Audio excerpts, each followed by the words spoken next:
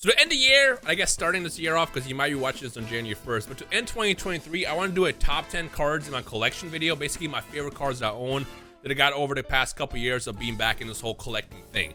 Comment section below, what do you collect and what are your top 3 favorite things you own? It could be anything. It could be from shoes, cards, games, anything. This is a collector video. Let's share amongst ourselves, because let's be real, we love talking about that stuff.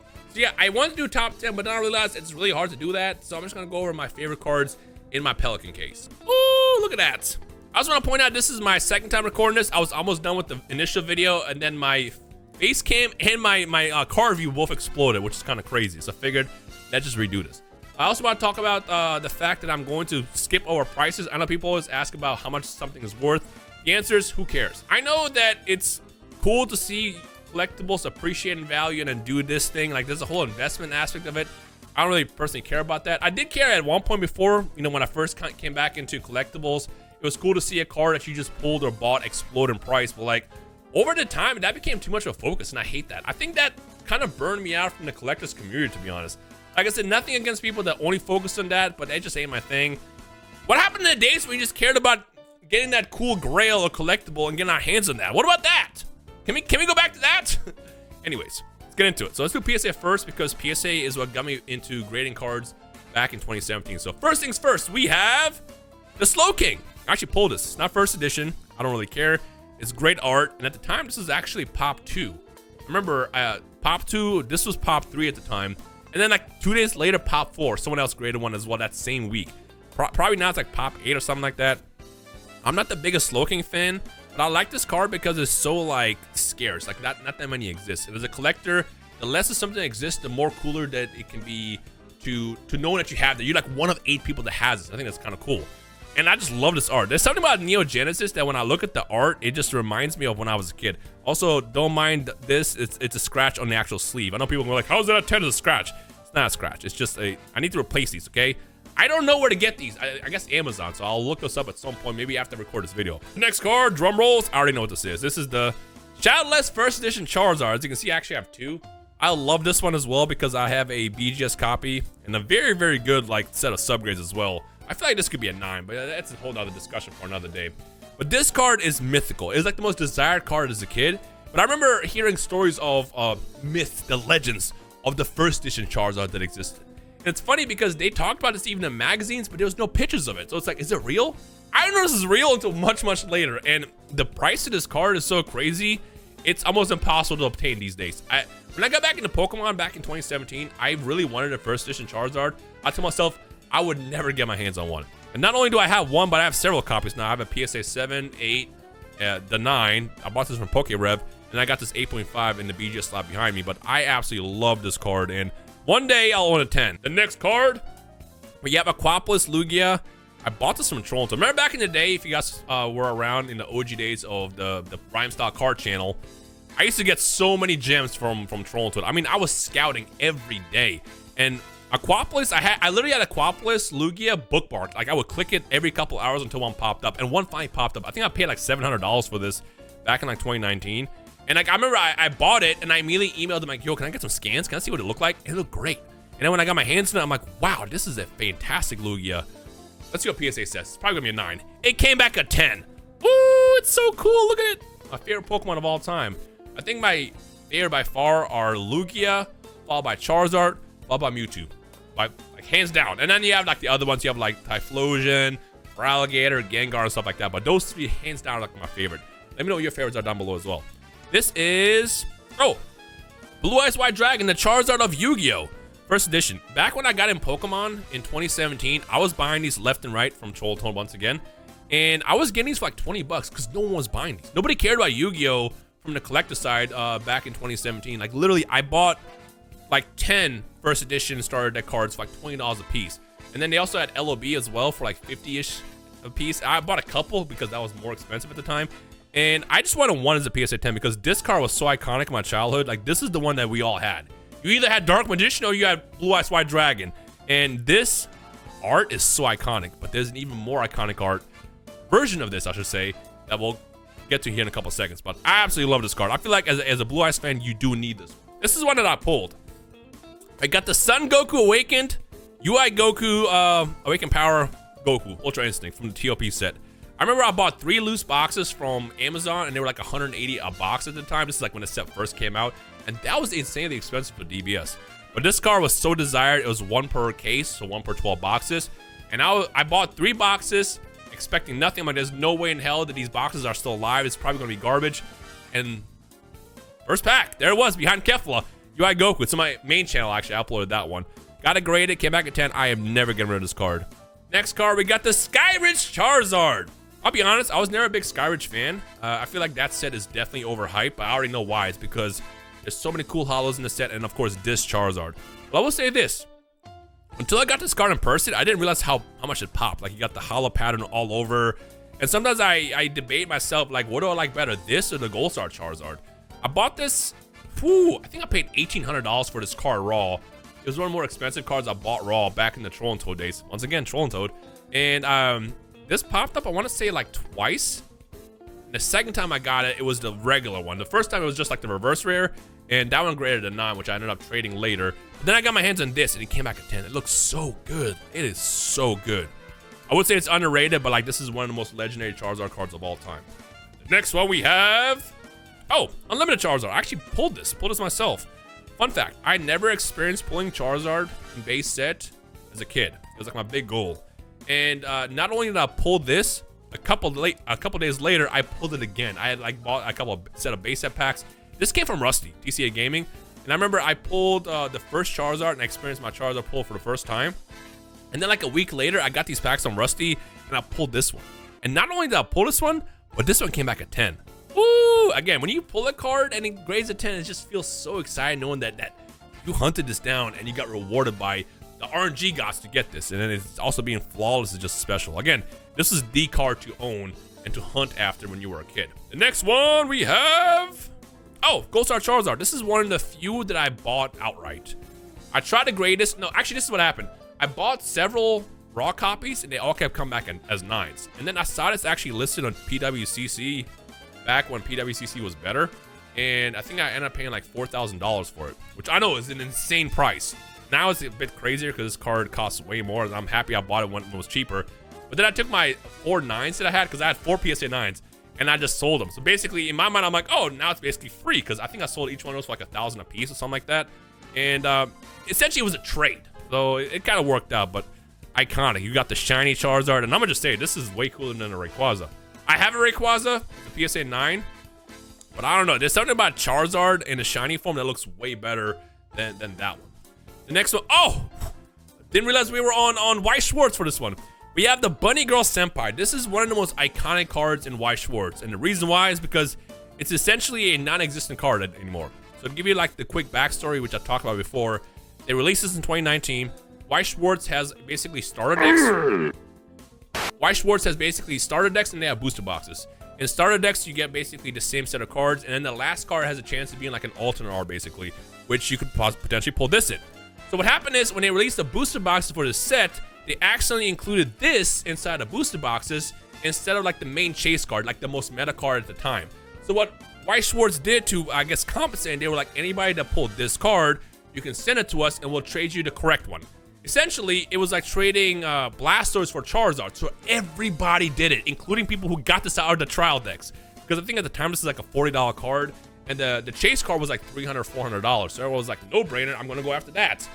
Fortunately, everybody that did that probably severely regrets that, because this card and every copy that was sent back in were absolutely destroyed. They were destroyed and people received the correct one back.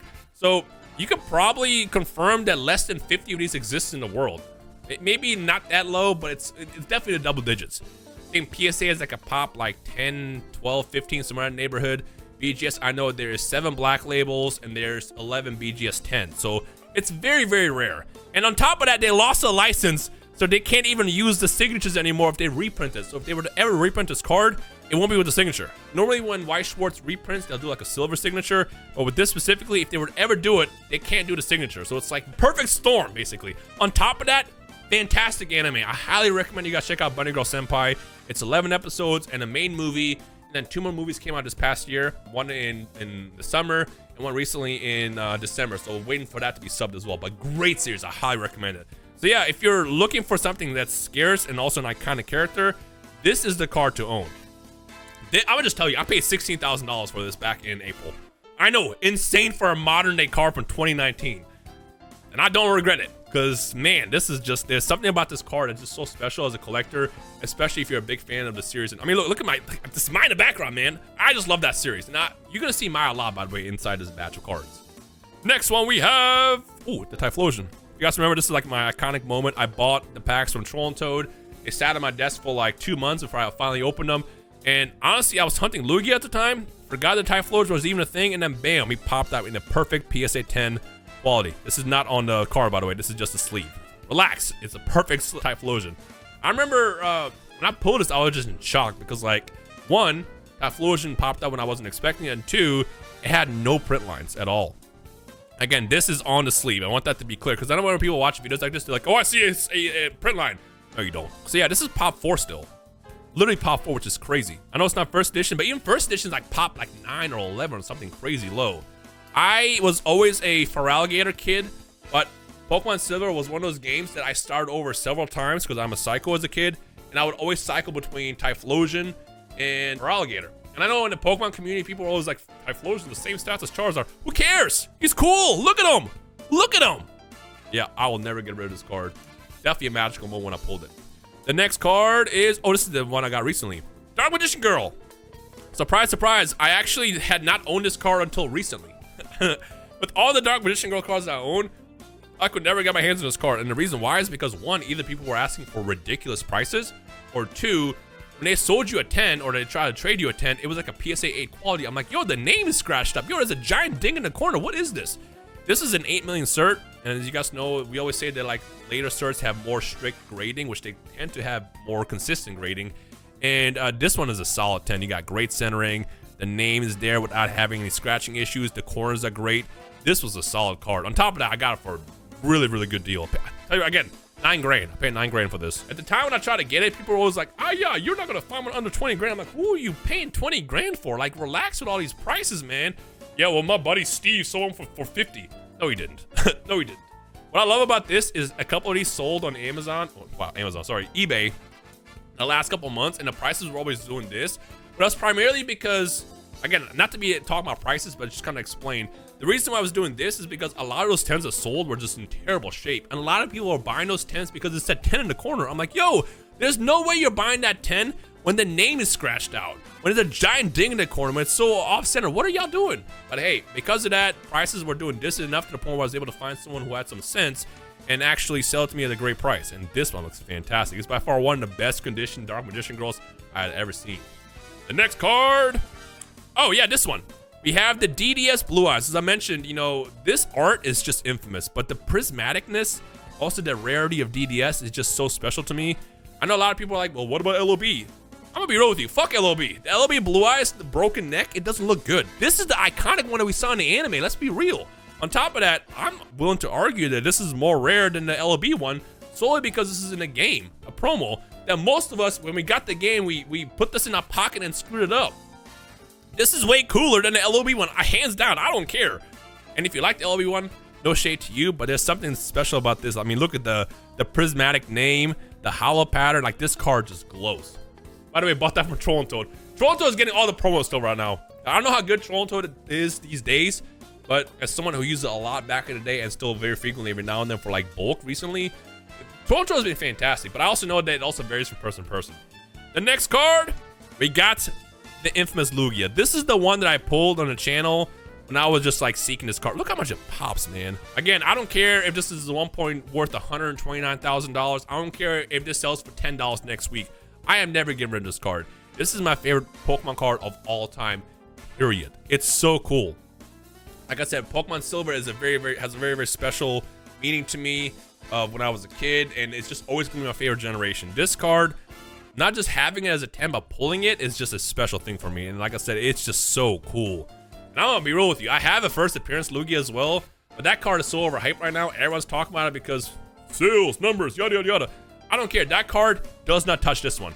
I said what I said. All right, let's get to the BGS copies. This might be a long video, so I apologize. There's gonna be a lot of Weiss Schwartz, because like I said, Weiss Schwartz, they have great quality, and they just look so good in the BGS slab. First one, we have the Albedo from the first set. I actually bought this in the PSA 10 on the same day by accident, kind of, because I tried to buy this, but then I lost the bid, and then I hit up my friend CT who helped me find a PSA 10 copy, and I bought his, or I guess technically his friends, and then this popped back up on sale because the person initially that bought it didn't pay for it. So I wanted it as a BGS 10, so I'm happy I got that. But Albedo is a fantastic character and a really, really good anime. Highly recommend it. Comment section below. Also, if you want to recommend any anime, I'm gonna give you 2. First on Bunny Girl Senpai. Actually, I'll give you 3. Bunny Girl Senpai, Quintessential Quintuplets, and Overlord. Great series. So I'll trade you those 3. You send me some in the comments that I can check out as well. The next one, we have Albedo again. This actually I have as a black label in the Japanese set. I remember I was looking for it when I was in Japan back in April. It was like the one card that I really wanted to find, and I found it one time. One shop in all of Akihabara, and even in Osaka I had it. And I got my hands on it. It graded a black label. On the first time being graded, it graded a black label. And I've been waiting for this English card to be released ever since. This came out back in like August, September, and oh my god, this has been a journey to get this. I bought a case, by the way. I opened 2 cases. I opened 2 cases and I pulled it excited, expecting there only be 1 secret rare. There's 2. Luckily, I pulled the correct one, but if I would have pulled the other one, I would have been sick. Now, unfortunately, the one that I pulled had the issues that a lot of these Albedos have in the English set. They got this weird, like, random, like, dot dents from, like, the paint, and a lot of them have it, which is why there's a lot of 9.5s. I think there's, like, it's, like, pop, like, 3 or 4 in PSA, and it's, like, pop, I want to say 8 or something super low in BGS 10, and this came out in like September. The fact that it's still that low is crazy. But I also know it being 1 out of like 3 cases is crazy. Also, you could potentially get the wrong secret rare. A lot of people probably didn't open the set. And 1 case, by the way, in White Schwartz is 18 boxes. So pulling this is crazy. The art is insane though. You know, like I said, Albedo's a fantastic character. I highly recommend you guys check out Overlord. And if you're a fan of Overlord, I would get my hands on this because, I mean, if you can, even find these raw is like rough because you want to pay like $800 for a card that could potentially come back at 9 because of those dot issues. Like it's so rough to get this as a 10. Anyways, I bought this to my friend because I failed to get a 10, and he unfortunately, I guess fortunately for me, pulled a 10, and it was actually a solid 10 with no issues. This looks so good though. I might actually get this reviewed and see if it could be potentially a black label because this being like black and then having a black label looks so good. Next card we got Rhymestyle from High School D&D. Love this card. I tried to buy this when I first got into White Schwartz, but it was impossible to find. But I found out really quickly in Weiss is if you're looking for a specific chase card in English, it probably doesn't exist anymore. It probably doesn't. And if it's not graded, there's a reason why it's not graded. So this is the first BGS 10 that I just outright bought for Weiss. I was like, I want this card. The character's great, also a great series. And if I don't get it now, I'll probably never get my chance to get it because it's, again, everything in Weiss is just so low pop. By the way, if I have not convinced you yet, you definitely should get into White Schwartz. They have literally everything from Attack on Titan to Quintuplets to Bunny Girl Senpai. You have High School D&D. You have Overlord. You have Spy Family and Chainsaw Man coming out in 2024. It's such a good TCG. It has a bunch of like different anime underneath their belt. So definitely check it out, especially if you're getting bored of Pokemon and Yu-Gi-Oh! And just trying to find something new. On top of that, every card that you pull or buy is such good quality, as you can see. The first black label from Weiss in the video. And we got Toru from Kobayashi Dragon Maids. This card actually has story to it. For stars, it's like, oh, I can tell why you like it. Look, man, it's a great character. Relax. She is a great character. Great anime. Also love how they use a lot of manga arts in this set. I think that Kobayashi Dragon Maid set was one of the best that they've done in recent years of White Schwartz. But this card specifically has some story to it because when we all sent this to PSA and BGS, they said, we're not grading this. I wonder why. Like, guys, it's just a swimsuit. Relax.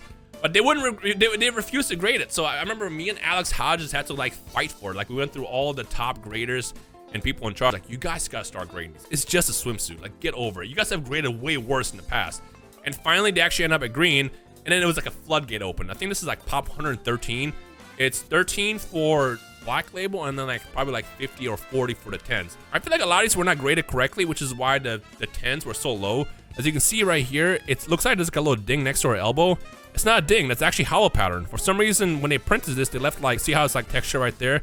There's one small texture right here. When I graded this initially, they gave it a 9.5. And I reviewed it and they didn't bump it up to a 10. And the piece of paper specifically said, oh, there's a ding right there. I'm like, that's not a ding. That's hollow pattern. It's literally just the texture. And then I sent it in again, and then they graded a black label. It's kind of funny how they bumped it up. But I think a lot of people had that same thing happen, which is why so many 9.5s exist. So if you have one and you think it's because of that, I would definitely get it reviewed.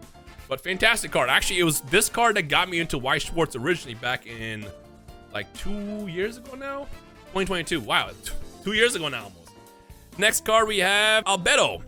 I missed the initial release. Like I said, I'm a big Overlord fan. But this came out when I wasn't into like Weiss Schwarz fully. And to get a trial deck gold signature of this is just impossible now. For some reason, Weiss Schwarz decided to reprint this. And when they do reprints, like I mentioned before, they do a silver signature instead of a gold one. I bought a whole trial deck for this to pull this, and I'm happy I have it.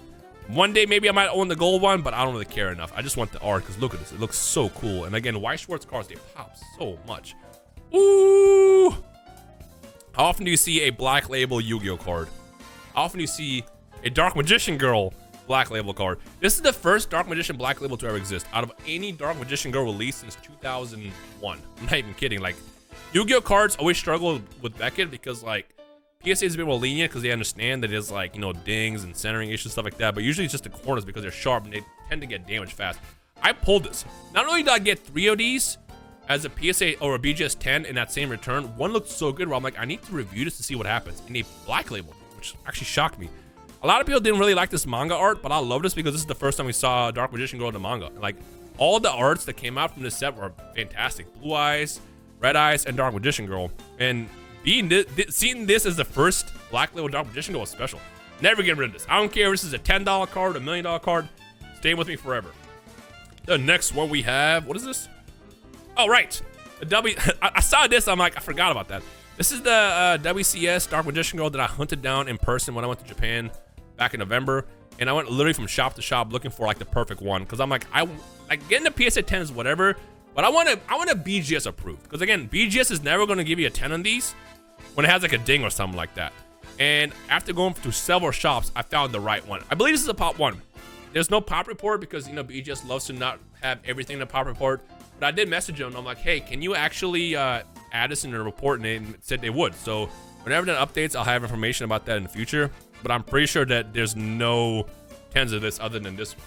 The next one we have, ooh, there's a story with this one. Remember I told you they lost their license and they can no longer have signatures for this? This is what happens when they reprint them. So this is the volume 2 of this reprint set. As you can see, there's a stamp. This is what it looks like. What's funny about this is a very expensive card. And if you ever are looking for like really chase grails in Weiss Schwarz, I recommend finding those giant auction sites on eBay and just getting lucky. I got lucky. This is listed on Z&G Emporium, which is like buried amongst all the Yu-Gi-Oh and Pokemon stuff that they were selling. And I'm like, why is no one bidding on this? And I set a stupid high bid too. I think I set my my max to like $5,100 because this is a very expensive card. Very low pop. On top of that, it being my with the signature is crazy. And I won it for like half that, and it blew my mind. I'm like, what happened? I was like, what happened? Did like the Weiss Schwarz fan base just like disappear for a week? I mean, it worked out for me because I got my hands on this. I didn't think I was gonna win that. But yeah, again, my fantastic character. I highly recommend the anime. I might one day try to get this reviewed to see if it could be potentially a black label, because this and the black label will be insane. Again, Weiss Schwarz with the black label, chef's kiss. Speaking of which, you know what's better than the one black label Dark Magician Girl? 2 of them. Here we have the iconic art. We got the Pharaoh Rare. It's got all the perfect aspects. We got the original art with the Pharaoh Rare like print in the background. And this is hard to pull. This had like 25 different Pharaoh Rares in the set, and they were not guaranteed per case. Dude, that's the crazy part. They were hard to pull. And you finally pull a Pharaoh Rare and you see something that you didn't want, you wanted to throw up. I actually ended up buying this from my friend. I think it had like a 9.5 in centering, and I'm like, where's the 9.5 centering? Like, make it make sense. I had it reviewed once. They said no.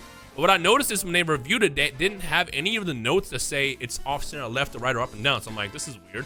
So I sent it again, and they bumped it. I'm like, why didn't you do it the first time? I swear grading companies, they be just gatekeeping sometimes. Speaking of gatekeeping, I hope that we see more of these in the future. Like, I know a lot of people who own black labels are probably gonna be like, I hope we never get another one so I can be the only one. Bro, when you get a black label of a card that you just love, it's so satisfying, and I wish that everybody experiences that. I wish that BGS becomes a bit more lax about that. Not that they shouldn't pass black labels for everything, but like sometimes you get a card, you're like, this is not off center, and they just give you a 9.5 on it, and it's like they're purposely gatekeeping it. And I hope that they stop doing that. If you have a card that you review and you see nothing on the sheet that's like, oh, this is what's wrong with it, I feel like you gotta do it again. They gotta stop doing that. We need more black labels in the world. I want everyone to experience getting a black label because it's just so satisfying.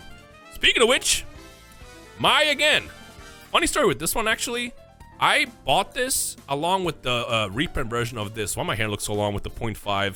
It looks so... Go, no! I bought this and this from the same seller. It was like an overseas transaction. So like, I bought this first. Not this exact same slab, but like the same card is what I meant. I bought one. It came back in 8.5, and I was like, cool. There's dots in the back that I didn't notice. And I immediately thought, oh, whenever I get this from the same seller, it's gonna be ass.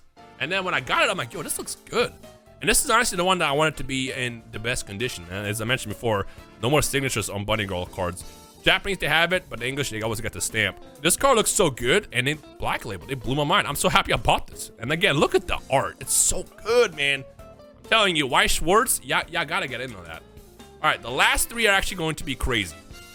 So first, we have this. I think this is the best and coolest card ever released. I know it's kind of crazy. It's like, really, One Piece? I didn't even know you like One Piece, Rhyme.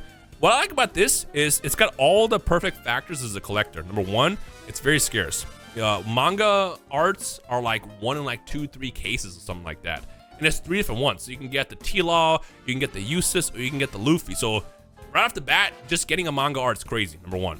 Number two, the texture, it pops so much. And on top of that, it's so iconic. Look, every manga panel on the back is the first time Luffy used a different gear, from gear 2 all the way up to 5. And it's just such a cool card, man. If you're into One Piece at all, I highly recommend you check out the TCG. Some of those arts look so good, and I know it's only going to get better. All right, the last 2 cards are actually very special. First one, we got the DDM Dark Magician Girl from 2001. This set came from a game that gave you 3 different cards. You had this art, you had like the MFC art, and then you had the one that we saw in the WCS card earlier. And they all came with 3 different rarities. You had Ultra Rare, Ultimate, and then the Prismatic one. This art is so good. Look at that. And the Prismatic is just so, like, it just pops so much. And then on top of that, the green. This is like the perfect Dark Magician Girl card. And one day, they'll give me a black label for this. It's funny because they said 9.5 centering, but like, what are you basing that off of? Because there is 2 BGS 10s, and they're both 9.5 centering. Like, come on, y'all gatekeeping the 10s. Oh, you're with it. Y'all gatekeeping the 10s. Like, how do you know what a perfect centering Dark Magician Girl from this set even looks like? I actually went to Japan in person looking for this because most of these always had like these weird issues on the edges, and then you have the corners, of course, but you can never tell what the surface looks like. I went literally from Tokyo to Osaka looking for this back in, I think this is like a year ago, and I finally found one. And what the crazy part is, I bought this, and then 2 seconds later, some guy comes upstairs and buys the entire shelf because they had a couple of these, all the different rarities. And I had literally just bought this like 2 minutes before him, which is crazy. But I remember when I looked at this in the store, I'm like, there's no issues, there's no scratches, there's no dots. This might be the one. And of course, it was. All right. I actually obtained this card yesterday. At the time you recording this video, on literally on my birthday, on December 30th. We have an Ephemeral Existence Mai. I'm gonna tell you right now, this was not an easy card to obtain. For again, the same reasons I mentioned earlier. You don't just find these.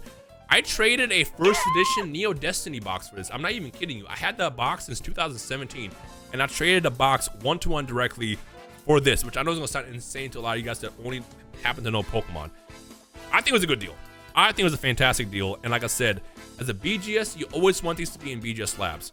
The PSA 10 that I have looks very, very good, and I feel like if they reviewed it, they might cross it, but that's a big might, because again, in Weiss Schwarz, if a card is in a PSA slab, it's for a reason. That's a joke that we always say. When I saw my chance to be able to get this as a BGS 10, I'm like, I need to hop on this now, because if I don't do it now, I'll never do it later. This card doesn't exist and looks so good. Look at this. Oh, I'm so excited about this, man.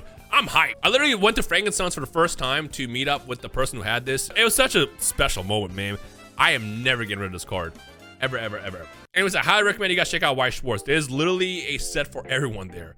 And if you're a fan of Bunny Girl Senpai, there's a lot of sets as well, including like the reprints as well that you can get your hands on. But this card right here is just so special. Anyways, those are my favorite cards. Like I said, I have a bunch more. I'm not gonna go through all of them just because that would take a long time. But in the comments of this video, I wanna know what are your favorite cards that you own, or just collectibles in general. And hopefully we have more content to do on this channel in 2024. Like I said, I know I'm ass when it comes to uploading this channel. But I promise you I'm doing stuff in behind the scenes that just takes up so much time, so I don't have the time to do it. But I want to do more. I definitely want to do more. And hopefully we can do more content in the future. And I guess I'll see you guys next year. Hopefully. We'll see. Thank you guys for watching. I'll see you in the comments. Peace.